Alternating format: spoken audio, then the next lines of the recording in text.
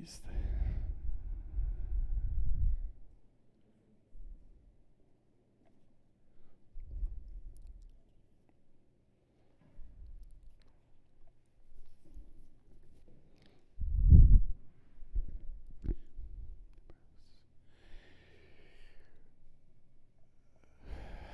Vamos lá, boa noite. Eu ouvi um boa noite a todos, né? Boa noite também para quem está em casa, nos acompanhando pelo YouTube.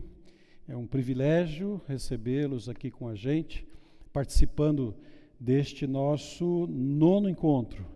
Embora você talvez esteja pela primeira vez, tenha sido convidado para participar deste nosso último encontro de um curso que já vai para o 9º encontro. Tivemos 8 até a última quinta-feira e hoje é o nosso último encontro em que nós vamos conversar um pouco sobre comunicação. E o tema que eu dei para esta nossa fala nesta noite é comunicando com arte e excelência, né? Com arte e com excelência. Quando eu falo ou quando eu anuncio esse tema, eu estou compartilhando conhecimentos, estudos feitos e também os meus defeitos de comunicação, né? Que eu luto todos os dias para superá-los e comunicar cada vez melhor.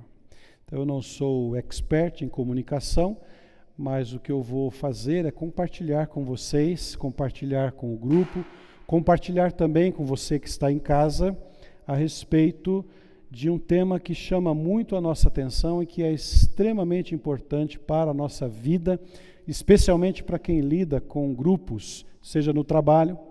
Então, pode ter certeza, você que está aqui, você que está em casa, isso pode te ajudar bastante na sua atividade profissional, como pode ajudar você também na igreja, no desenvolvimento dos seus ministérios. Quais os objetivos que nós temos quando falamos em comunicação eficaz? O primeiro deles é reconhecer a importância da boa comunicação. A boa comunicação é extremamente necessária e importante, e nós poderíamos até dizer que a boa comunicação ela é chave para o sucesso. Tem muita gente que tem bom conhecimento, mas não consegue comunicar o conhecimento que tem. Isso é um prejuízo. Nós perdemos com isso, quando as pessoas têm conhecimento e não conseguem passar para a gente, ou não conseguem nos alimentar com este seu conhecimento por falta da habilidade da boa comunicação. Então esse é um dos objetivos, né? Reconhecermos que a comunicação é extremamente importante e nos ajuda neste sucesso ao comunicarmos.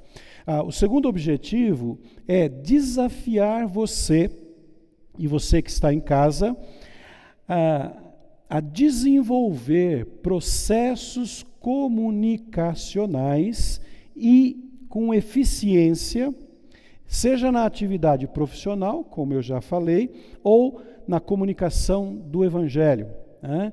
Por isso, quando a gente fala sobre esse tema, ele tem uma extensão, né? Ele não se restringe apenas ao campo aqui em que nós estamos, da liderança na comunidade religiosa, mas eu tenho certeza que você vai usar isto se você tem lá no seu trabalho uma atividade que exige apresentação de projetos, apresentação de algum trabalho na escola, né? Se você tem que apresentar algum tipo de trabalho, isso certamente vai ajudar você também. Queria chamar a atenção para um pensamento errado a respeito de comunicação. A comunicação é uma habilidade natural? Sim e não. A comunicação é uma habilidade natural? Sim e não. Se nós falarmos que sim, nós estamos restringindo todos aqueles que têm certas dificuldades para a comunicação. E eles dizem, e vão afirmar sempre: eu não tenho esta habilidade. Isso nasceu com algumas pessoas têm isso, já nasce com esta habilidade, mas eu nunca vou comunicar, nunca vou ser um pregador, nunca vou ser um professor, nunca vou falar em público, porque eu não tenho esta habilidade. E ao contrário, se você disser que não é só uma habilidade natural, significa que nós podemos desenvolver as habilidades. Eu posso não ser um bom comunicador hoje, não ter habilidades, mas se eu buscar, se eu me preparar, se eu treinar, eu posso me tornar um bom comunicador. Aliás, um exemplo meu pessoal, vocês podem até não acreditar, mas eu sou uma pessoa tímida. Eu sou uma pessoa tímida. Na minha infância, eu me lembro de situações em que eu evitava estar participando de atividades que exigissem uma exposição pública. Por exemplo, as pecinhas de Natal que as crianças participavam, eu sempre tinha uma série de dificuldades quando o professor, o diretor da escola bíblica falava: olha, vai ter pecinha de Natal. Eu já não queria mais ir na igreja, porque eu sabia que eu ia ser convocado para ir lá para frente, eu tive algumas dificuldades, sim, em relação à comunicação. Mas eu, aos poucos, fui vencendo isso, fui me preparando, e hoje, mesmo com certa timidez, eu ainda consigo, como estou aqui à frente, vir à frente e comunicar de alguma forma para vocês um estudo, um pensamento, uma palavra como essa que nós estamos trazendo. Então, o que é importante não é pensar que a habilidade é do outro porque ele nasceu assim. Tem gente que nasce mesmo, Ele já nasce, tem criança que já é líder, ele já nasce liderando o grupinho de criança, ele quer mandar em todo mundo, Ele já é o que determina os procedimentos e tem facilidade, de ir lá na frente, ele fala, ele canta, e a gente pode fazer isso também desenvolvendo estas nossas habilidades. Por falar nessas habilidades que a gente vai desenvolver, a primeira coisa que eu gostaria de tratar com vocês diz respeito a um grave problema que dizem as estatísticas, algumas dizem que é 50% da população, outras estatísticas dizem que é 70% da população mundial que tem pavor, que tem medo de falar em público. Tem alguém aqui assim?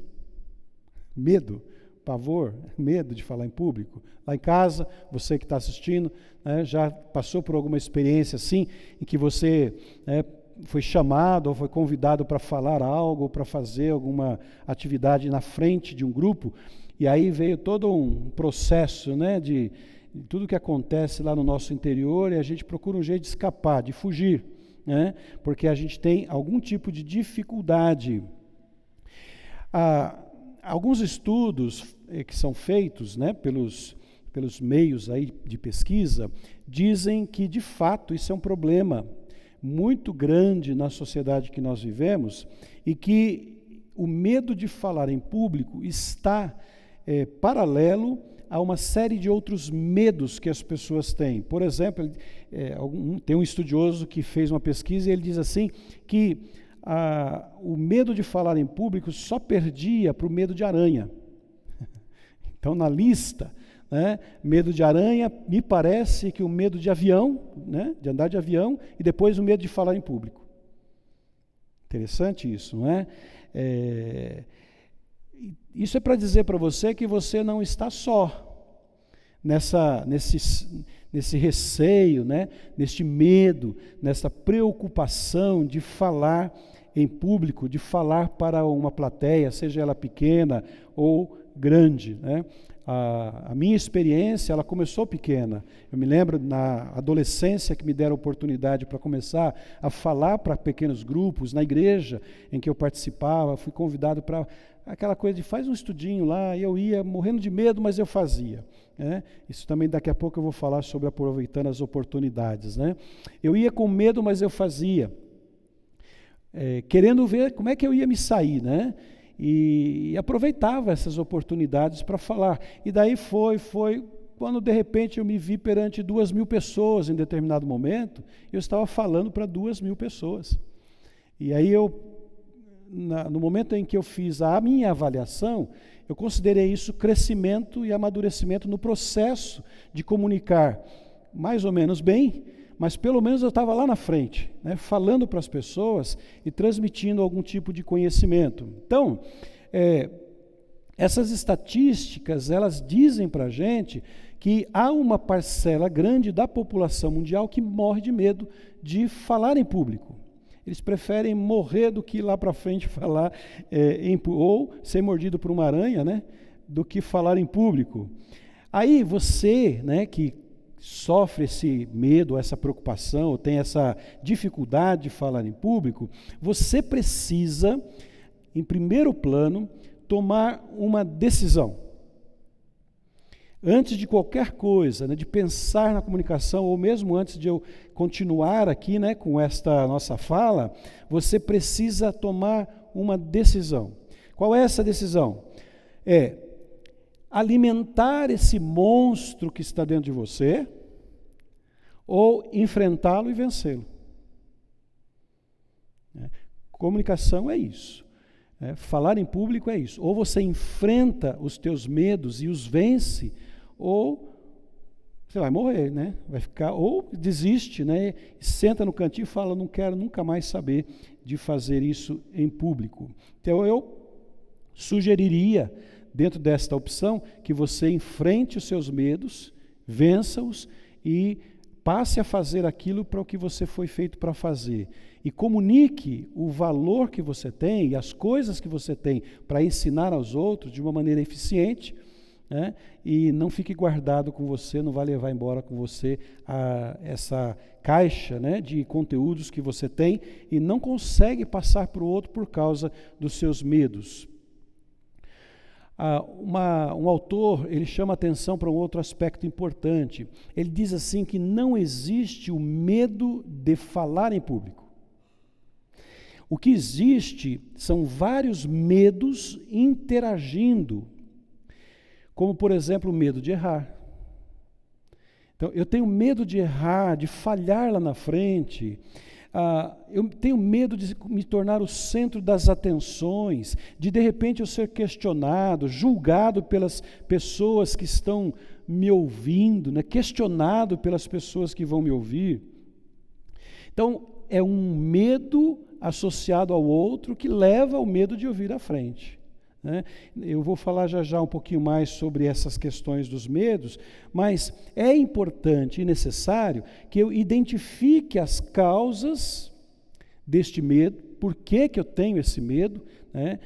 Teve uma época que eu cheguei a observar e analisar por que eu tinha alguns medos. E eu fui voltando para trás e eu tinha algumas questões que eram minhas, que tinham acontecido, né? Existem alguns traumas, né? Tem gente que tem trauma da infância, alguns problemas que aconteceram e que isso travou completamente a pessoa. Tem gente que inclusive falava, tinha uma certa liberdade para falar em público, de repente travou, nunca mais e não quer falar mais, né? O que será que aconteceu com esta pessoa? Então eu preciso identificar as causas e criar um plano de ação que facilite essa administração do medo, tornando a minha comunicação mais eficaz. Por que eu chamo de administração de medo? Porque os medos, as preocupações, elas vão existir sempre. Eu falo em público há pelo menos 40 anos. Mas toda vez que eu vou falar, aqui, por exemplo, é um exemplo disso, né?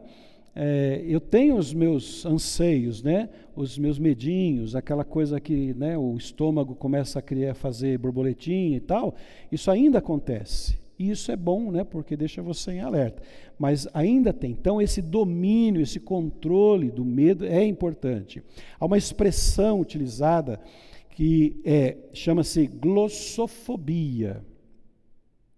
Já ouviram falar dessa palavra, né? Glossofobia. Fobia, medo. Glosso é de língua, né? Lembra da glossolalia, né? Que é dom de línguas e tal.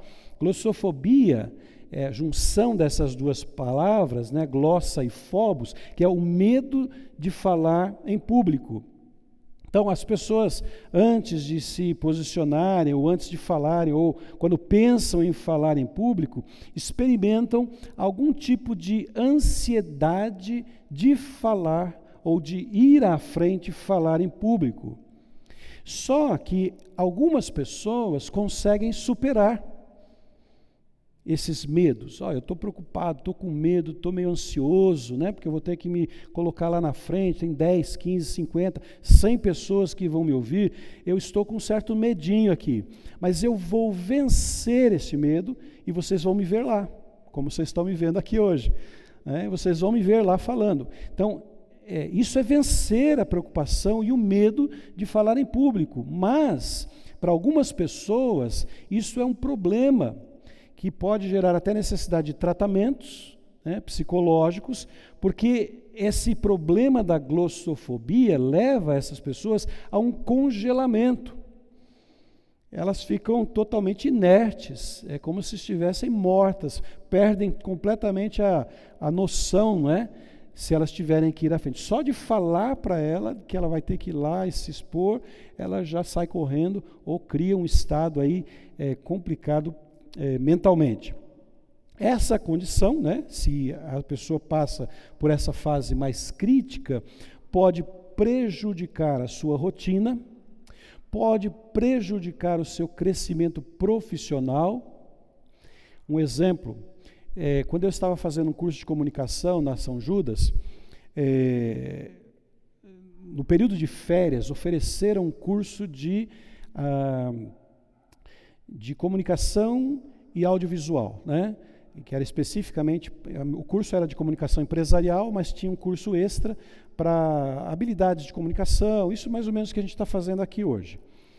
E eu me lembro que nessa turma haviam empresários, homens de negócio, que estavam lá porque eles confessaram que eles não conseguiam, por exemplo, numa reunião de diretoria, reunião de gerência, expor um projeto de trabalho. Isso estava prejudicando o trabalho profissional deles, né?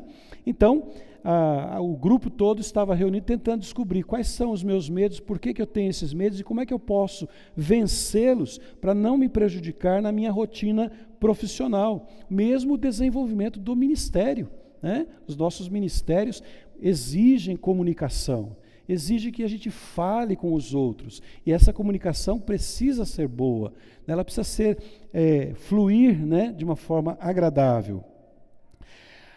Eu não sei aqui quantos assistiram, é um filme muito antigo, chama-se O Discurso do Rei. Assistiu? Joia. Então, minha recomendação para quem não assistiu, você que está em casa, chama-se O Discurso do Rei. É a história do rei Jorge VI, que contrata um fonoaudiólogo para ajudá-lo a superar uma gagueira que ele tinha, e com a renúncia, né, do seu irmão, quando seu irmão abdicou do trono, ele teve que assumir, ele precisaria fazer um discurso muito próximo ali do estouro da Segunda Guerra Mundial. E ele tinha que fazer esse discurso, mas ele era gago e não conseguia falar. Então é uma história muito interessante, vai ajudar muita gente que tem esse tipo de problema de falar em público. Vamos ver o segundo aspecto desta dificuldade que nós vivemos, que são as possíveis causas do medo de falar em público. Algumas causas, aí você pode, se você caminha por esses medos, né, você pode se identificar aqui entre uma ou outra, quem sabe. Primeira causa pode ser falta de conhecimento sobre o assunto. Gente, se você não tem domínio do assunto, até eu morro de medo de ir lá na frente, não é? Então, a falta de domínio do tema vai gerar insegurança, não é? Então, isso assusta qualquer um. De repente você faz isso aí, olha, não me dei mal, nunca mais eu falo, mas você não tinha domínio do conhecimento ou do assunto que você ia tratar. A segunda causa pode ser a falta de habilidade ou experiência de falar em público.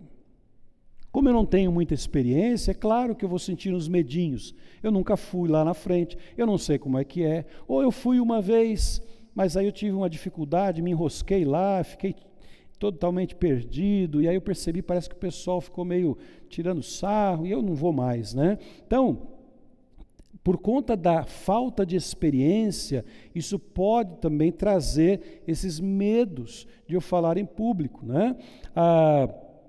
É um receio, né, do que é que pode acontecer se eu for lá, porque eu nunca fui, ou eu fui poucas vezes, ainda não tenho essa habilidade. Por isso que é o dia a dia que vai trazendo essa experiência. Quanto mais você fala em público, quanto mais você tem oportunidades, mais você vai desenvolvendo essas habilidades. E você vai se autocorrigindo. Você vai se autocorrigindo. Você falou um dia, né? Olha, agora faz uma avaliação. Faltou um pouco disso, podia ter incrementado aqui, podia ter trabalhado melhor isso, mas a minha preocupação fugiu, né? Minha memória apagou na hora aqui e ali, e você vai melhorando a cada passo que você dá. Eu, como eu disse, 40 anos mais ou menos falando, eu ainda faço isso. Eu saio de um culto, eu saio de um lugar que eu falei, que fiz uma palestra, e falo, eu podia ter feito melhor isso, eu podia ter melhorado aqui, podia ter falado isso e não falado aquilo, né? É uma avaliação constante que nós fazemos. Outra coisa que pode ser uma causa de medo de falar em público é a falta, não do conhecimento da matéria, mas do autoconhecimento. Autoconhecimento. O que significa isso? Eu não conheço as minhas próprias capacidades. Eu não reconheço as minhas próprias capacidades e não as valorizo. Se você parar um pouquinho para refletir e listar, olha, eu tenho umas dificuldades, eu tenho um pouco de medo, mas espera aí, eu vou olhar para o lado positivo agora. Quais são as minhas habilidades que me ajudariam muito a falar em público? Aqui o exemplo, a Roseli, né? Eu sei que ela não tem esse problema de falar em público, mas ela tem uma habilidade poética, é dela. Então, se um dia ela fosse falar em público, ela pode usar essa habilidade, com esse discurso mais poético, essa facilidade de atrair as pessoas pela poesia, mesmo que seja um estudo, uma aula, né? Você pode fazer em tom de poesia. Eu não sou poeta e um dia, era uma ocasião especial num culto, numa determinada igreja, e eu resolvi que o meu sermão ia ser tudo poético. Não ficou lá essas coisas, mas eu transformei toda a minha mensagem em versos. E eu li o texto para a igreja em versos da minha pregação. Não tenho essa habilidade, né, mas tentei fazer. Então, a gente tem que fazer um levantamento de quais são, de fato, as minhas habilidades, as facilidades que eu tenho. Conheça-te a ti mesmo, né? Olha para dentro de você, você não é um todo negativo. Eu não sei, eu não posso, eu não vou, eu não tenho isso, não tenho. E a gente não olha para dentro para valorizar estas questões interiores. E uma coisa importante, viu, gente? Olha, nós, às vezes, deixamos de valorizar a pessoa que mais convive conosco, que somos nós mesmos. Você olha para o outro, você valoriza o outro, você aplaude o outro, mas você não se autovaloriza. E a pessoa que mais convive com você, que você mais conhece, é você mesmo. Então, olhar para dentro de si e dizer, eu me conheço, eu sei quem eu sou, eu tenho habilidades, eu tenho facilidade, eu posso fazer isso. Então, desenvolva essas habilidades, encontre essas habilidades, né? Outra possível causa, né, do medo de falar em público é a vergonha de se apresentar diante de um grupo de pessoas. Isso é muito comum, né? E isso é notável. Às vezes tem gente que tem tanta vergonha que só dele levantar você já sabe que ele está envergonhado de ir lá na frente, né? E às vezes é até perigoso quando você exige ou força as pessoas a irem à frente, se ela tem essa dificuldade, porque isso só vai contribuir para dificultar mais e ela cada vez mais ter dificuldades. Então precisa haver um trabalho, um tratamento para que ela possa ganhar confiança e ir à frente espontaneamente falar para um grupo de pessoas. Uma outra possível causa, né, é a preocupação com a reação da audiência. Vocês estão aí me ouvindo e eu fico pensando aqui, esse pessoal está olhando para mim e está me julgando. Eles estão me criticando. Lá no interior, lá no fundo, eles não estão prestando atenção no que eu estou falando. Eles estão olhando para a minha roupa, eles estão olhando para o meu cabelo, eles estão olhando para alguma coisa que está... Será que eu estou mal vestido? Porque está todo mundo olhando assim para mim, percebeu? Como eu começo a criar uma série de possibilidades que vão me envergonhando, e às vezes não é isso. Sabe por quê? Agora eu espero que seja verdade da parte de vocês, né? Porque eu acho que todos vocês que sentam para ouvir alguém falar, estão torcendo pelo sucesso daquele que vai falar. Pelo menos deveria ser natural. Olha, eu torço por você. Né? Quando é no púlpito, quando é uma pregação, uma mensagem, alguém diz assim, ó, Deus te abençoe. O que eu estou dizendo? Olha, que você tenha sucesso no seu sermão, na sua mensagem, na sua aula. Então, o grupo que vai te ouvir, ele quer ver você se dar bem. Então, não tem ninguém torcendo para você cair, para você tropeçar, para você errar nas palavras, para falar errado, né, para te envergonhar. Isso precisa ser tirado de uma vez por todas. E se tiver alguém, é o problema dele. Porque se você está comunicando bem, se você está expondo bem o seu texto, a sua fala, né, você está contribuindo para benefício do grupo, né, para benefício do todo. E uma outra questão, que pode ser também uma causa, é esta imagem né, uma autoimagem negativa, como eu disse agora há pouco, que nós criamos. E isso já vem, às vezes, em alguns casos, lá de trás. Experiências do passado negativas, quando você foi exposto, às vezes, diante de um grupo. Eu vou contar rapidinho para vocês o que aconteceu. Isso não me traumatizou completamente, não, mas foi uma coisa assim que me marcou. Até hoje eu conto essa história porque foi um marco de exposição pública. Nós tínhamos lá na primeira igreja, eu era adolescente, e nós tínhamos um grupo de flauta doce, nós aprendíamos a tocar flauta doce. E como a gente já estava mais ou menos desenvolvendo as principais notas, tocando bem, a líder do nosso grupo lá resolveu que nós íamos formar um quarteto para tocar na igreja. E ela deu a música lá para a gente ensaiar, e os 4 flautistas, né, flauta doce, ensaiaram. E tocamos, ensaiamos. Toquei em casa milhões de vezes para não ter problema. Quando nós chegamos na frente da igreja, que eu olhei aquele público, que eu peguei a minha flauta, que o camarada disse 1, 2, 3, já, eu não achei a primeira nota. E aí eu tentei achar a segunda, eles já estavam na 5ª nota. E eu tentei achar, aí eu parei, abaixei a flauta e eu olhava para o cara do lado e falei assim, começa de novo. E ele fazia assim para mim, vai, toca, acha aí no caminho. Eu não toquei uma nota, fiquei com a flauta lá embaixo, esperando acabar a música. Acabou a música, eu fui sentar. O que vocês acham que aconteceu comigo depois disso? Pessoal, vamos preparar outra música? Que de jeito nenhum. Jamais eu faria isso outra vez. E eu não me lembro de ter feito isso lá na minha época de adolescente, demorou bastante. Acho que a próxima vez que eu toquei assim em público foi aqui, ó, com a Sandra tocando órgão, eu já estava estudando flauta transversal, e a gente fez um dueto aqui, mas tremendo também, né? Tremendo. Então, esses pequenos traumazinhos que acontecem vão marcando a gente, e a gente cria para nós, em nós mesmos, esta autoimagem negativa, um fracasso. Puxa, eu fui falar lá na frente, não acertei nada, errei, fiquei nervoso, esqueci o texto, errei na hora do louvor, né, Adriana? Errei a música, não consegui cantar afinado, não canto mais, né? Não vou mais. Ou essas falas que não foram bem sucedidas, né?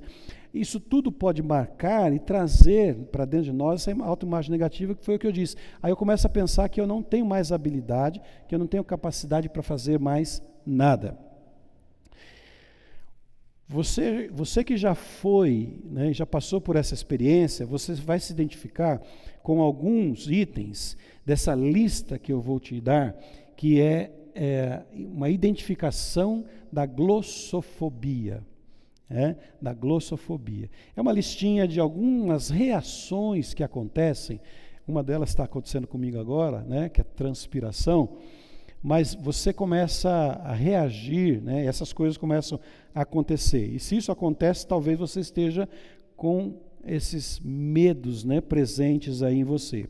O que acontece quando a pessoa reage assim? Aumento da frequência cardíaca. Quem vai falar em público já começa a sentir o coração palpitar demais. Sudorese, aqui é porque está um pouquinho o calor, então eu não estou suando por medo não, né? Isso é só para disfarçar, né? Fazer de conta. Tremores, as pernas e o corpo começam a ficar meio trêmulos, né? A própria voz, né? Começa a ficar meio esquisita, trêmula, a sensação de que a boca está secando, tensão muscular, né? Essa região, principalmente aqui do pescoço, começa a tensionar porque eu estou com preocupações, com medo. A voz começa a ficar trêmula também, porque se o corpo está tremendo, a voz treme junto, e eu começo a perceber que eu não tenho domínio da minha voz, né? O controle, ela fica trêmula. O medo de ser julgado, né? Eu começo a falar aqui, então eu estou olhando com medo, o que estão pensando, o que estão falando sobre mim. Respiração ofegante, né?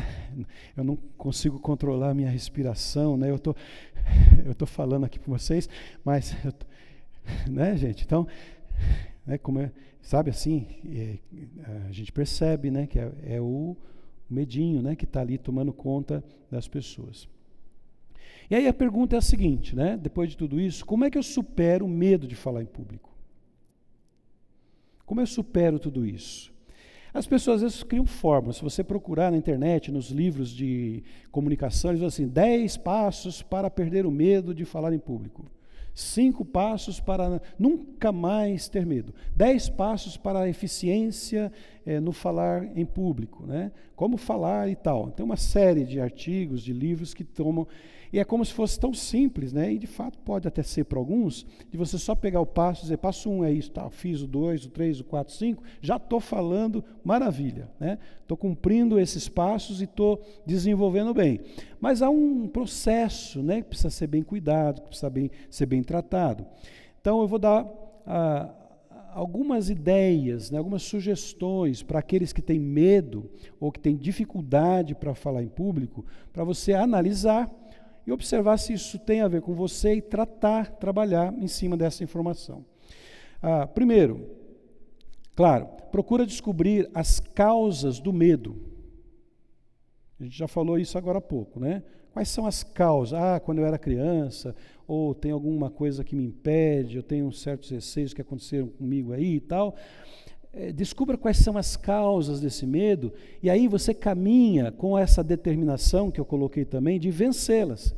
Eu vou vencer essas minhas preocupações, esses medinhos que tomam conta de mim. Então, procura descobrir as causas. Outra coisa importantíssima, pratique bastante. Você tem que praticar. Os irmãos que participaram, né, do curso do MEB, Método de Estudo Bíblico e Preparação de Mensagem Bíblica, eu enfatizei várias vezes isso. Você dá o método, você tem a linha mestra para seguir, mas se você não praticar, né, não vai sair do lugar, porque a teoria só não vai funcionar. Você precisa pegar, estudar, ler, escrever. No caso da comunicação, aproveitar as oportunidades, né? Alguém certa vez disse assim, gente, quando tiver um velório, não tiver ninguém para fazer, corre lá. E fala assim, deixa que eu falo, né? É oportunidade de você fazer um ofício fúnebre e já treinar sua comunicação em grupo. Então, aproveite as oportunidades, né? Olha, tem um grupo, vai se reunir lá, estão pedindo para mim falar, eu vou falar. Eu vou me preparar melhor que eu puder e vou aproveitar esta oportunidade de falar para um grupo de pessoas. Quanto mais, maior a chance de ganhar confiança e vencer esses traumazinhos que a gente anuncia aí como se fossem impedimentos para a gente comunicar bem. Já falei sobre isso também, mas é um passo que a gente precisa dar, que é identificar e valorizar as nossas qualidades, não só os defeitos. A gente acha defeitos rapidamente. Eu não sei, eu não posso. Né? Um profeta Fujão aí, né? Lembra dele? Que quando Deus chamou, ele falou assim, Senhor, envia outro. Lembra? Quem foi? Jeremias, né? Senhor, envia outro. Moisés, né? Deus disse, Moisés, você tem que ir, você vai ser líder, vai ter que falar para o faraó, vai ter que falar com o meu povo lá no Egito. Ele falou, Senhor, eu não sei falar. Manda outro. E às vezes a gente está transferindo responsabilidade, né? falando, deixa que o outro sabe falar melhor, o outro fala melhor que eu, e a gente deixa de lado a possibilidade e a oportunidade de comunicar o Evangelho, principalmente, né? Outra possibilidade é participar de cursos de oratória. Se você tem dificuldade, precisa, né, e sente que você está sendo prejudicado, principalmente quem trabalha com isso, né, profissionais que precisam se comunicar, tem muitos cursos de oratória. Eu fiz um, aproveitando, né, o tempo de faculdade, eu fiz 20 horas de curso, me ajudou bastante. Então, descubra essas suas habilidades e vá trabalhando com elas. Como eu disse, esses medos, essas tensões, elas não desaparecem 100%. Não espera perder todos os medos, todas as preocupações, né, para aí então dizer, agora eu vou lá falar. É aos poucos, e esse friozinho vai acontecer sempre. Uma vez eu perguntei para um pastor amigo meu, nós estávamos no púlpito juntos, eu ia pregar, e nós estávamos sentados juntos no púlpito, e eu fiz essa pergunta para ele. Eu falei, rapaz, por que quando a gente sobe no púlpito, dá aquele negocinho, frio na barriga, dá a impressão que a gente nunca pregou, fica um negocinho esquisito. Ele falou assim, olha, ele respondeu para mim, falou, isso é muito bom. Isso é muito bom, porque isso não deixa você gerar autoconfiança demais. Então você vai estar sempre, né, ali preocupado que, olha, eu vou falar, eu preciso tomar cuidado, né? Então é uma atenção, mas que não pode tirar a minha concentração na comunicação e na mensagem que eu vou transferir. Isso é uma questão importante também. Quando eu comunico bem, eu estou comunicando uma mensagem. Quando a gente fala do Evangelho, é comunicar bem a mensagem do Evangelho. Comunicar bem a mensagem do Evangelho. Porque se eu comunicar mal, se eu não tiver uma boa comunicação, ela pode não ser entendida pelo outro, então eu perdi, né? Perdi a oportunidade de comunicar bem uma mensagem. Ser persistente, não desistir nunca, avaliar, corrigir e seguir em frente. É a fórmula, né? Persistente, errei, não deu certo, falhei, vou seguir em frente, vou continuar, vou persistir, vai corrigindo, vai avaliando. A gente fez o curso, né, de MEB, o MEB, Métodos de Estudo Bíblico, e no curso nós falamos bastante sobre isso. Eu só vou passar rapidamente para a gente relembrar que são aquelas sugestões que eu fiz para a gente ter segurança na transmissão da palavra, do estudo, do discurso que a gente vai fazer, né? A boa preparação é importante, né? A boa preparação é importante, porque vai me dar segurança para falar. Eu sei, não é escondido de ninguém, né? Se vocês querem conhecer o meu sistema, está aqui, né? Está aqui, cada um desenvolve uma forma, mas está aqui, ó, tudo escrito, nem tudo, né?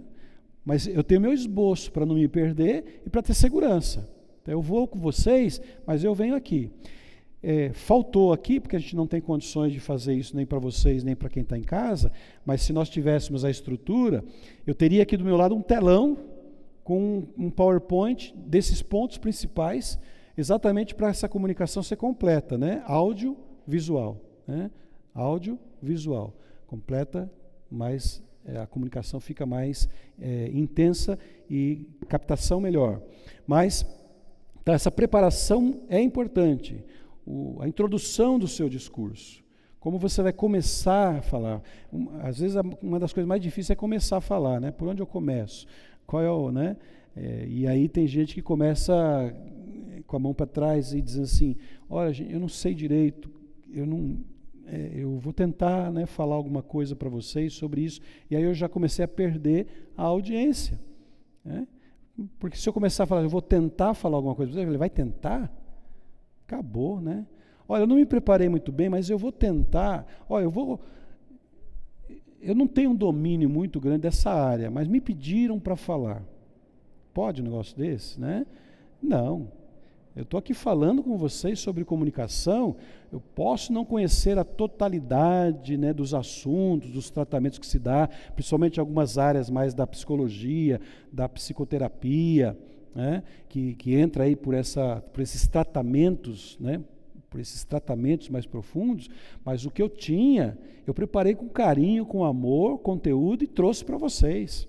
Depois, é lógico, vocês vão olhar, olha, eu esperava mais, podia ser melhor, podia ser pior, mas o que eu tenho está aqui, eu estou fazendo com o meu melhor. E quando eu comecei, nós vamos falar sobre isso, nós vamos tratar sobre esse assunto.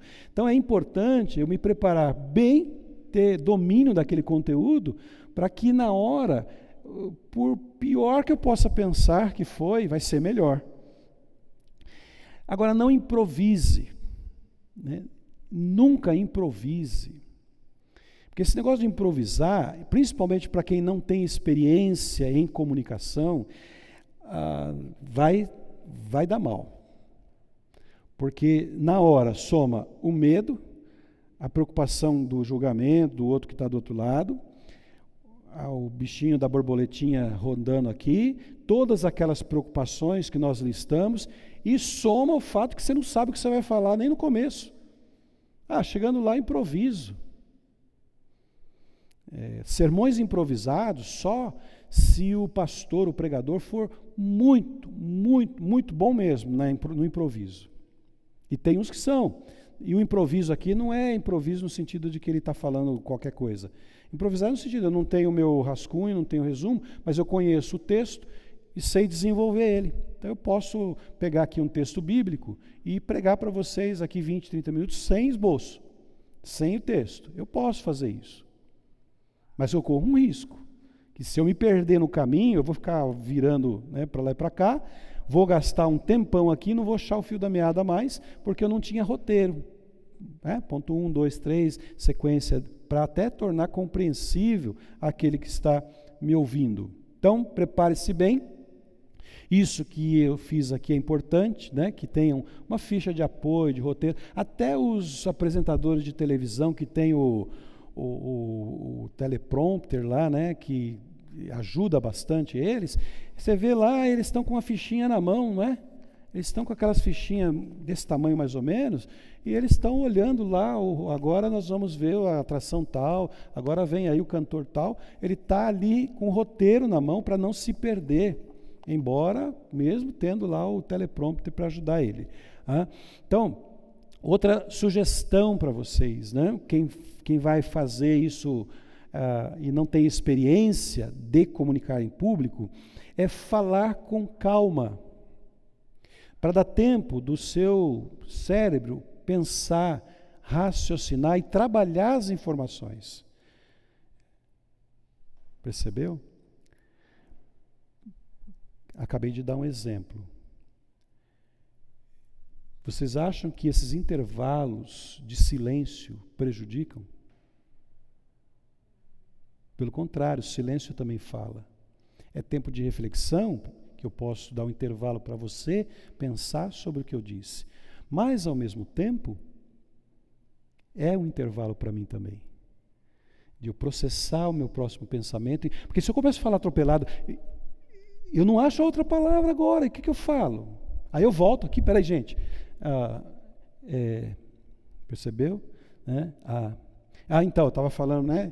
Agora, porque eu estou acelerado demais, então na fase que eu tenho pouco domínio, mesmo que já tenha domínio, é gostoso você ouvir, né?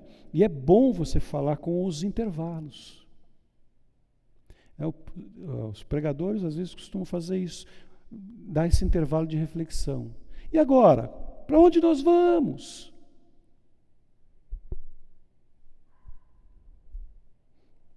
Você pode pensar sobre isso?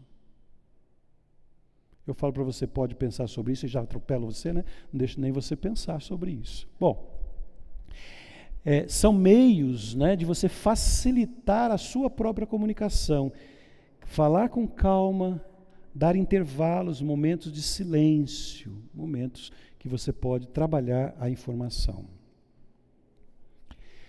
Vamos partir para agora um outro tema dentro do tema geral, que é a definição de comunicação e a importância desta comunicação.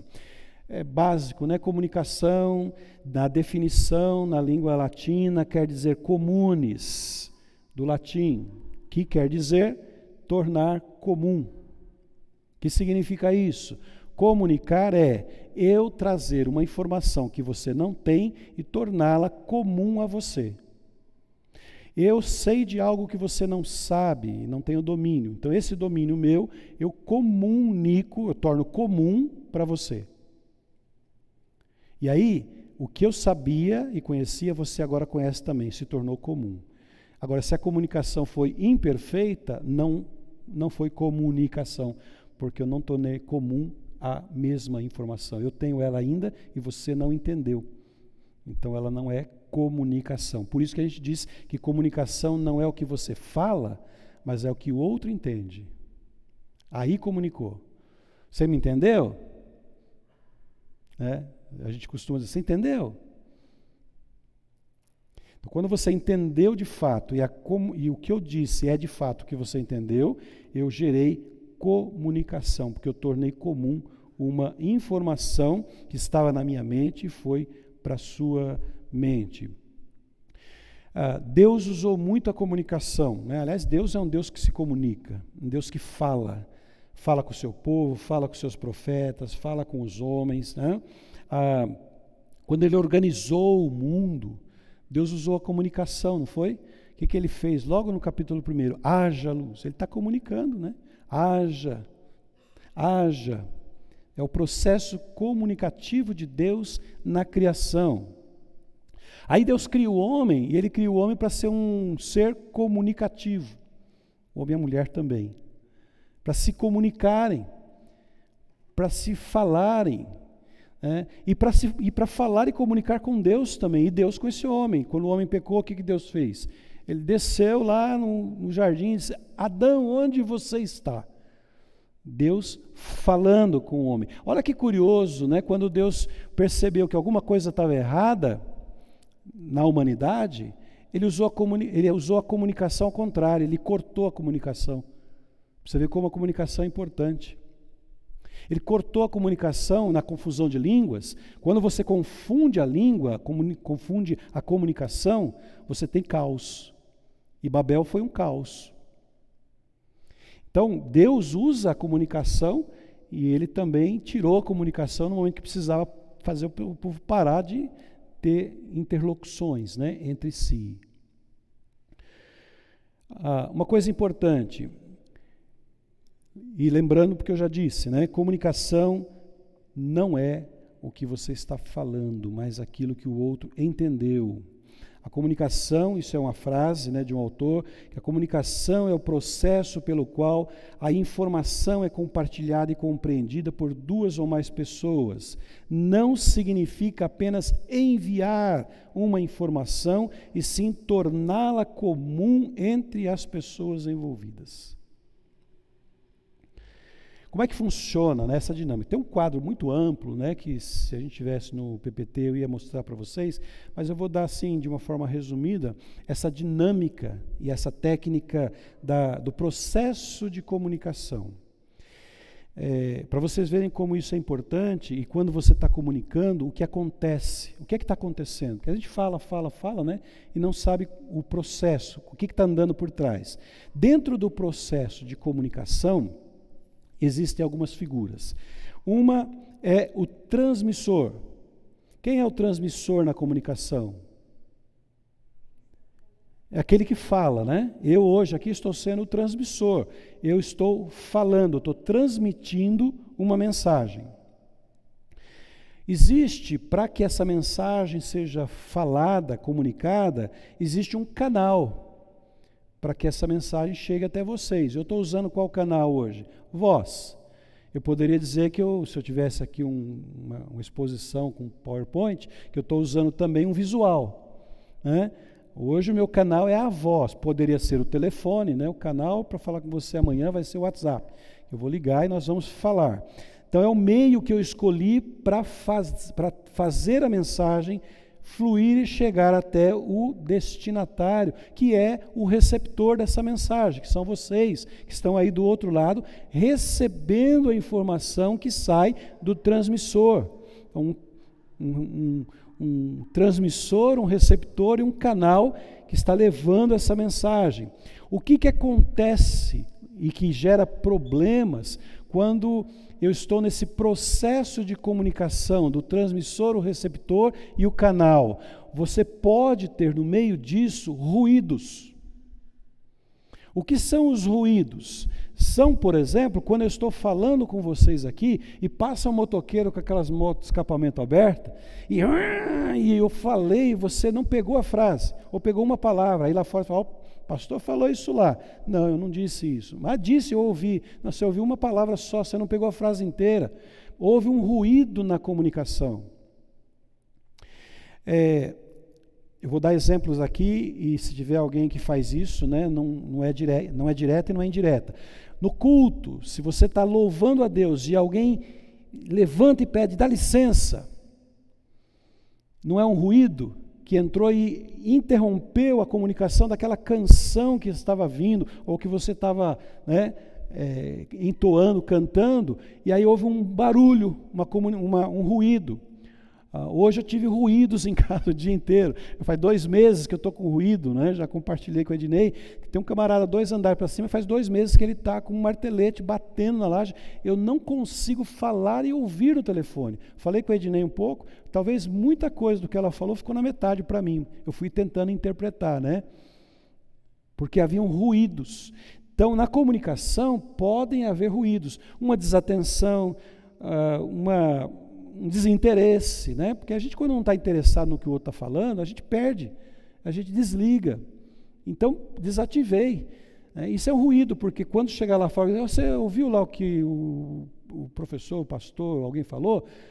Ouvi, mas não ouvi tudo, porque eu estava desatento, eu tirei o foco, né? E por isso que existe também, nesse processo de comunicação, o que a gente chama de feedback. E esse feedback não é você depois chegar lá no transmissor e dizer assim, olha, eu ouvi direitinho o que você falou, vou repetir tudo para você, você falou isso, isso, isso. Na verdade, esse feedback, ele é simplesmente você na sua autoavaliação, dizendo, eu entendi tudo o que ele falou. Eu entendi parte por parte do que ele disse. Eu entendi o recado, eu entendi a mensagem. Você assimilou o processo de comunicação, né? Então, esse feedback é importante porque a comunicação foi completa. Quando há um transmissor, um receptor, não há ruídos, a mensagem foi transmitida direto e o feedback é 100%, ou que não seja 100%, mas um percentual aceitável no sentido de dizer que você comunicou bem. Alguns conceitos importantes, né, sobre essa questão que estamos abordando. E para a gente avaliar também. E aí agora eu faço, como exemplo, a comunicação com pausa e com silêncios. A comunicação é um dom de Deus. Nós recebemos a habilidade de comunicarmos como um dom de Deus. E a pergunta é, como é que temos desfrutado desses recursos? A segunda compreensão que a gente precisa ter é que a comunicação é um instrumento de Deus para influenciar as pessoas, não é? A comunicação influencia, bem ou mal, dependendo da comunicação. E aí a pergunta, como de que maneira, né, nós, cristãos, temos usado a comunicação para impactar as pessoas que estão à nossa volta? O que é que você pensa de você mesmo sobre esse assunto? Faz uma reflexão rápida. O que é que você pensa sobre si mesmo ou sobre si mesma? Liste aí na sua cabeça as coisas que você sabe sobre você. Aquelas habilidades, né, aquelas coisas boas que você sabe que tem sobre você. E aí, tome algumas decisões importantes. Primeiro, saia do ordinário.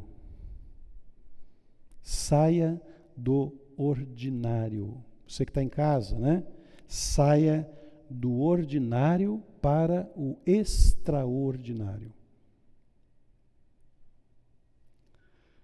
Isso faz diferença. Quando a gente para de ficar no nível do ordinário, achando que é o melhor, sabendo que a gente pode saltar para o extraordinário, naquilo que fazemos, naquilo que comunicamos, né? Vá para o extraordinário. Isso faz muita diferença na nossa vida e no ministério. Aliás, como exemplo, vocês se lembram quando os espias foram enviados para visitar a terra e voltar informando sobre como é a terra? 8 deles disseram assim: não dá, é ruim, e perto dos gigantes nós somos gafanhotos. Se o povo e se Moisés tivesse acreditado nisso, o que eles teriam feito? Baixado as orelhinhas, baixado de 4 que nem gafanhotinho e vai embora, porque você não vai chegar lá. E essa era a proposta dos 8 espias. Não dá, nós somos como gafanhotos. Mas, na visão do Josué e Caleb, vamos porque a gente vai conseguir, nós vamos alcançar, sim. Deus nos deu. Deus nos deu. Essa é a garantia que nós temos. Pode ter gigante, não somos gafanhotos, nós somos extraordinários aos olhos de Deus. Então, quando Deus chama, Ele dá as habilidades. Ele vai dar as habilidades. É o caso aí de Moisés. Vai, Moisés, estou mandando, sou eu que vou falar por você. Jeremias, né, que recusou o chamado. Vai, Jeremias, eu vou pôr as palavras na tua boca. Por que você está preocupado? Rapidamente, passando pelo processo, que a gente já fez alguns estudos anteriores, pelo processo de comunicação, vou relembrar algumas coisas, mas fazer alguns desafios paralelos, né? Existem algumas fases importantes no processo de comunicação. A primeira fase é a fase preparatória, que é aquela fase dos bastidores onde ninguém vê, mas sente. É aquele momento que você está lá na sua casa, no seu cantinho, preparando, né, o seu estudo, a sua aula, a sua mensagem. Ninguém está te vendo ali. O pessoal vai sentir na hora que você trazer o conteúdo, né? Mas ali, quando ninguém está te vendo, o que você está fazendo? Você está fazendo algumas perguntas para você mesmo. São só sugestões, você pode fazer outras, né? Então eu estou preparando o meu estudo. Eu estava preparando esse curso para vocês. Eu já tinha ele preparado, mas fiz algumas adaptações, encaixei coisa nova, tirei outras coisas, e aí eu estava perguntando, essa é a pergunta que nós devemos fazer: qual é o objetivo da minha apresentação aqui hoje, dessa mensagem? Qual é o assunto principal que eu preciso abordar aqui hoje? Isso é uma pergunta que eu faço para, né, ter o foco. Quais são os resultados esperados? Ao final dessa palestra, dessa conversa aqui, o que eu espero de vocês? O que eu espero, né, de quem está me ouvindo? E aí eu vou listar. Eu espero que ao final todos vocês vençam os medos, preparem sermões, estudos, mensagens e saiam por aí, né, falando aos 4 cantos com liberdade, com autoridade e sem medos, né, de falar. Qual é o meu público? Para quem eu vou falar? Isso é importante também. Eu vou falar para um grupo de crianças, eu vou falar para um grupo de adolescentes, eu vou falar para um grupo de adultos de terceira idade, eu vou falar para um grupo de empresários. Eu preciso definir qual é o grupo. Uma vez me convidaram para fazer o fechamento da EBF, que foi num domingo de manhã, lá aí na 1ª de Osasco. Eu estava em Sorocaba ainda. E aí eu pensei, eu vou falar para crianças, no culto com os adultos. Olha que desafio, né? É um culto de encerramento, as crianças estavam todas sentadas na frente, e os adultos, pais e mães, tudo lá atrás, e os pastores junto comigo ali na frente. E aí eu tinha que responder essa pergunta: como é que eu falo para esse público? Como é que eu alcanço esse público? Eu preciso saber quem é o público para quem eu estou falando, né? E aí eu faço o planejamento dessa palestra, dessa aula, dessa mensagem, né, com aqueles passos que a gente viu lá no nosso curso de preparação de mensagem: a abertura, a introdução, o desenvolvimento, que é o corpo da mensagem, e a conclusão. Isso tudo está lá escondido, né? Ninguém está vendo eu fazer isso. Aliás, vou dar um outro exemplo. Eu acho que isso acontece com outros pastores, não só comigo, mas às vezes você faz um estudo, prepara uma mensagem ou uma aula, e quando você vê, você tem conteúdo para falar 5 horas. E dá dó. E você começar, agora tem que tirar isso, tem que tirar, vou ter que cortar, e você vai enxugando para chegar na essência, dentro do limite que você tem, mas você estudou horas e horas para pregar 20 minutos, 30 minutos. Você preparou horas e horas para dar uma aula na EBD de 1 hora. Mas melhor assim, do que você não ter conteúdo nenhum e nos 10 primeiros minutos esgotar o conteúdo e não ter mais o que dizer. Não é? Então, feito esse planejamento, estou montando a estrutura da minha mensagem, está lá em casa. Aí, ainda ali, eu teria uma segunda fase, eu não vou entrar nessa segunda fase, porque só ela daria mais 1 hora de palestra, que é a preparação, se eu vou para uma aula ou uma palestra, de audiovisuais. Hoje muitos pastores usam no próprio sermão o audiovisual, preparar as telas, tal. Você sabe que quando você fala usando o audiovisual, em 3 horas mais ou menos, isso é uma estatística, em 3 horas as pessoas vão se lembrar de 85% do que você falou e depois de 3 dias 65%. Se você falar e mostrar no audiovisual, por exemplo. Se você só falar, essa é a minha preocupação aqui hoje, Dizem os estudiosos, que 3 horas depois dessa palestra, vocês vão lembrar 70%. Mas daqui 3 dias, só 10% do que eu falei aqui vai estar na memória de vocês. Por isso que eu vou mandar esse esboço no grupo depois, para vocês lerem mais vezes, para não perder as informações. Mas pulando essa parte do audiovisual, que é importante, é muito bom que você tenha isso, você vai para a terceira fase, que é a comunicação dessa mensagem. Você vai falar em público. E aí um autor chamado Richard Bach, ele tem uma frase que eu gosto muito, que ele diz assim: valorize os seus limites e, por certo, não se livrará mais deles. Se você valorizar tanto os seus limites, você vai ficar aí, guardado nesse limite, e nunca mais vai conseguir sair para fora dele. Então você vai para expor a sua mensagem. Aí o que você tem? Tem que ter um resumo nas mãos, um esboço para você seguir. Seja espontâneo. Evitar, eu estou fazendo aqui, estou confessando tudo que eu estou fazendo aqui hoje, Eu estou fazendo leituras do esboço, do que eu tenho aqui, mas ao mesmo tempo eu estou falando com vocês, eu estou olhando para vocês. Eu não estou aqui, olha, fala,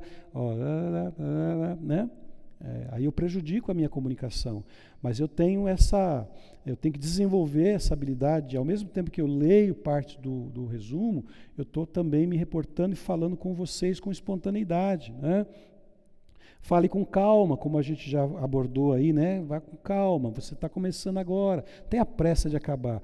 Você consegue refletir e raciocinar melhor quando você fala mais devagar. Treine antes, no espelho, sozinho, com amigos. Treine, não tenha vergonha de chegar no espelho e pregar para você mesmo, dar uma aula para você mesmo. Vou dar mais um exemplo de uma coisa que aconteceu comigo. Sermão de prova no presbitério. Quando eu saí do seminário, nós tínhamos que pregar um sermão de prova. Hoje ainda é assim, Mas naquela época nós tínhamos muito mais pastores e presbíteros, que eram umas 20 igrejas aqui da região. Então a igreja estava cheia e eu tinha que pregar um primeiro sermão de prova. Não o primeiro, mas era perante os pastores, os velhão, cabelo branco lá e tal. E eu preparei o sermão, sabe o que eu fiz? Na época era gravador. Sabe aqueles gravadores de botãozinho que você apertava? Era um gravador, eu tinha em casa. O que eu fiz? Eu escrevi, reescrevi. Aí eu peguei o gravador no meu quarto, lá no escritório, liguei o gravador e preguei para mim no gravador. Aí eu ouvi no gravador, não gostei, gravei de novo, falando, mudando algumas coisas, para me preparar o melhor para me aprovarem, pelo menos no sermão de prova no presbitério. Não tem vergonha nenhuma em fazer isso. É treinamento, eu estou me preparando melhor para me apresentar para vocês. Manter contato visual é importante, Eu estou falando com vocês, eu estou olhando. Alguns especialistas sugerem, por exemplo, quando você tem um público muito grande, como é que você faz? Não dá para ficar olhando um por um, E é difícil falar e olhar. Então os especialistas dizem assim, quando você tiver um público maior, divida o grupo em 4, faça uma cruz no meio.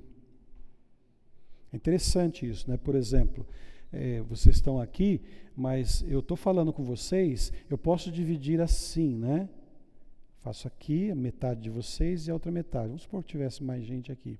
Então, quando eu estou falando, eu faço isso aqui, né?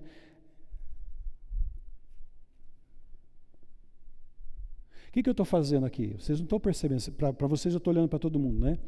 Mas eu estou olhando 4 partes. Eu estou olhando esse quadrado aqui, eu estou olhando esse quadrado, depois eu vou lá para o quadrado do fundo, do fundo. Até porque gente que senta muito no fundo pode se sentir desprestigiado, porque eu só olho aqui para um, para o da frente, quem está lá no fundo fala, o cara fala só para os da frente, né? Eu estou aqui esquecido. Então você está olhando também para eles. Não diretamente, porque eu não consigo fixar o olhar um a um, mas eu estou gerando uma circulação geral dos olhares, né? Então, uma sugestão quando você estiver falando para um grupo mais ou menos grande ou médio, né? E a observação, isso é importante também, dessa conexão alma e corpo no falar, né? Alma e corpo no falar, isso é extremamente importante. Gente, a questão do... Você sabe que o corpo fala, já ouviu isso? Né? O corpo fala, os seus movimentos falam, a sua fisionomia fala. Não tem como um pregador, um pastor, um professor... quem está à frente de um grupo, falar de amor, de graça, de misericórdia, com um ar de tristeza, de angústia, de sofrimento, não é? Já pensou? Alguém fala assim, gente, Deus é misericordioso, Deus é amor. Mas, por outro lado, quando eu falo da tristeza que eu sinto no coração, por ver tantas pessoas caminhando sem rumo, gente, como tem gente perdida nesse mundo, né? Tem gente que vai para o inferno, né? Não tem sentido, né? Está incoerente a minha fala com o próprio movimento dos meus braços, minha mão, o meu caminhar, né? Não que eu preciso fazer isso ensaiadinho como se fosse como se fosse mecânico, né? Mas é automático, porque ela está sintonizada com a minha alma. Eu estou sentindo o que eu estou falando para vocês, percebeu? Eu estou sentindo aqui, eu estou até com vontade de chorar, né? Porque eu estou emocionado de transmitir essa palavra para vocês. Então isso é alma e corpo trabalhando juntos, né? Nos movimentos. Vocês sabiam que, isso é estatística também, dados, né? 45% da mensagem que você transmite é corpo, é corporal. É esse movimento que você faz que leva né, para as pessoas alguma mensagem. E aí dizem que 20% é tom de voz e 35% é a palavra falada. Então você junta tudo, né? A mensagem, o corpo, tons de voz, né? Que precisa diferenciar aí um pouquinho, já vou falar um pouquinho rapidinho sobre isso, e as palavras e as frases. Tá? Quando a gente fala em expressão corporal, são duas coisas, expressão corporal e vocal, tá? Expressão corporal e vocal. Há 2 erros comuns que acontecem com pessoas, às vezes, que têm dificuldade de comunicação. É a falta e o excesso de movimentos. Né? Uma pessoa que fala e está falando só, né, com vocês, e pregando ou falando, né, mas que ele não tem nenhuma expressividade corporal, ele está perdendo muito na comunicação, né? Mas aquele cara que fica todo assim, também pode ser que ele esteja exagerando tanto, que ele chama mais atenção pelos movimentos dele do que pela mensagem que ele está transmitindo. Então, nem de mais e nem de menos. Eu acho que eu estou bom assim, do jeito que eu estou fazendo, né? Está mais ou menos? Nem de mais, nem de menos. Tem alguns livros, autores, que dizem que a gente tem que ter movimento de braço acima da cintura e abaixo da cabeça, para evitar ficar que nem né, passarinho voando, ficar muito assim, e também não ficar muito com as mãos lá esticadas para baixo.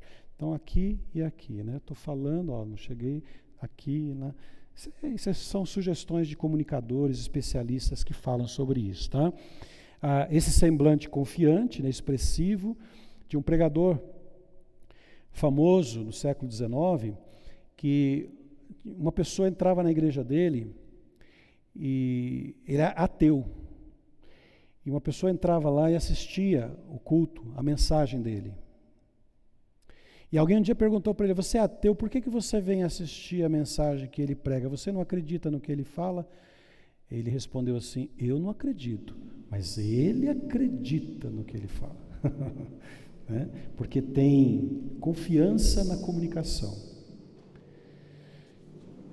E a expressão vocal, né, é essa dinâmica que a gente usa, que deve ser usado, que associa aí, né, volume, pausa, entonação. Isso quem é músico sabe melhor que eu como é que funciona essa coisa, né, de volume, pausa e entonação.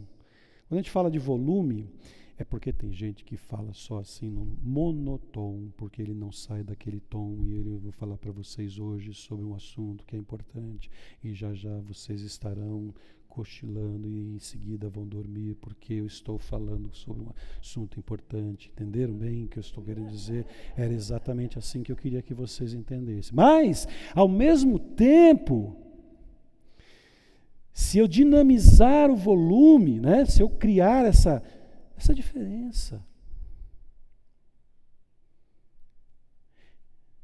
essa estratégia do comunicador que chama atenção para o que ele está falando. E eu preciso disso de vocês, porque é a mensagem do Evangelho.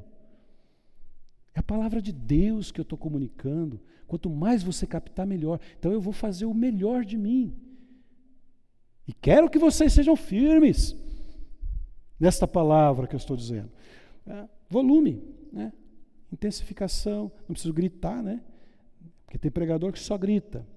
Tem aquele que também só monotônico, né? Então ele precisa oscilar entre os dois estilos aí, os volumes. A pausa, já falei sobre isso, né? Você está falando, você dá intervalos para você e para quem está te ouvindo, para essa reflexão. Percebeu? Que há uma diferença entre eu ficar aqui falando... Tem momentos em que a gente faz isso, né? Porque você quer intensificar, mas chega uma hora que é importante. Eu quero que você pense sobre isso. Eu preciso que você reflita, mas eu também preciso de tempo para pensar no que eu vou falar depois. Vocês perceberam? Eu estou entregando isso para vocês verem como é natural. Eu faço isso com naturalidade agora, hoje, depois de tanto tempo, né? Mas eu fui até vocês, falei. Vocês perceberam que eu comecei a dar passos voltando, falando com vocês? O que eu estou fazendo? Eu estou voltando para o meu texto, para o meu esboço, porque eu vou entrar no outro ponto aqui, senão eu chego aqui, eu falei, agora... Espera aí agora, né? Deixa eu ver onde é que eu parei aqui. E a questão da entonação, né? Isso tem exercícios vocais e etc. Gente, passei um pouco do nosso tempo, mas eu queria concluir. E aí, lembra?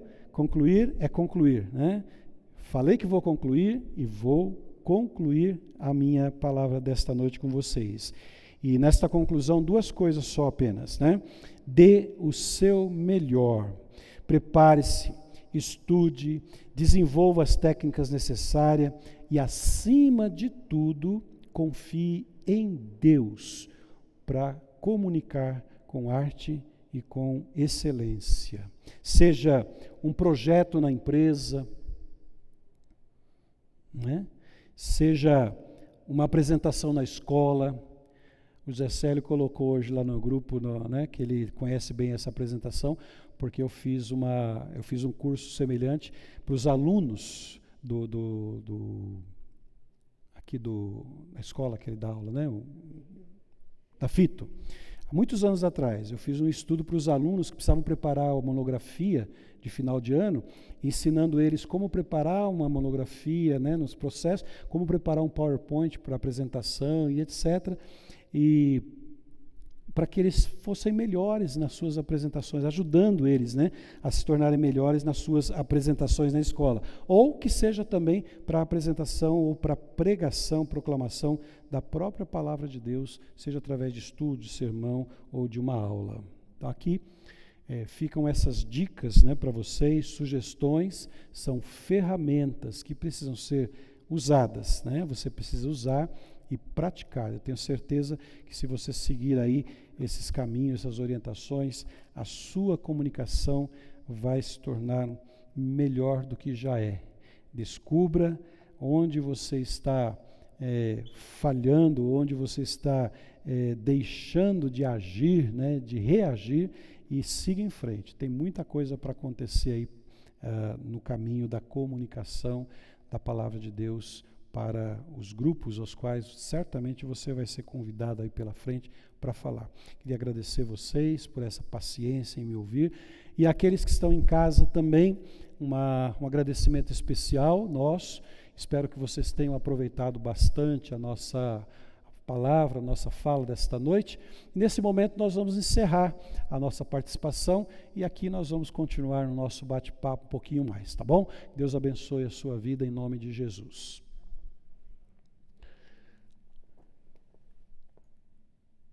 É duro ser artista, né? Tem que olhar pro operador lá para ver se ele já desligou o sistema, né?